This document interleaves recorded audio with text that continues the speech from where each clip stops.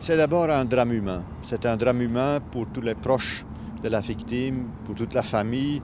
On ne peut pas s'imaginer qu'une telle chose puisse arriver encore en ce début de siècle, qu'on croit être un siècle moderne, un siècle de progrès.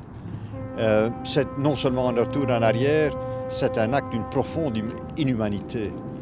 Ce n'est pas une lutte de l'Occident contre l'islam, c'est une lutte de l'humanité, de la civilisation contre la barbarie.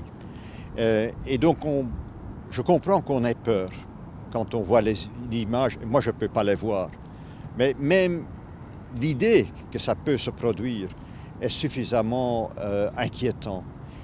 Mais en même temps, on doit se ressaisir. On ne peut pas avoir peur. On doit continuer à combattre le terrorisme et en fait, cette étape de régression dans l'histoire récente, dans l'histoire humaine.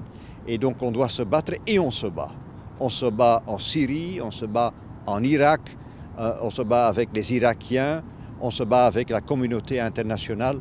On doit non seulement combattre l'ISIS, on doit battre pour qu'il disparaisse de la terre et du Moyen-Orient.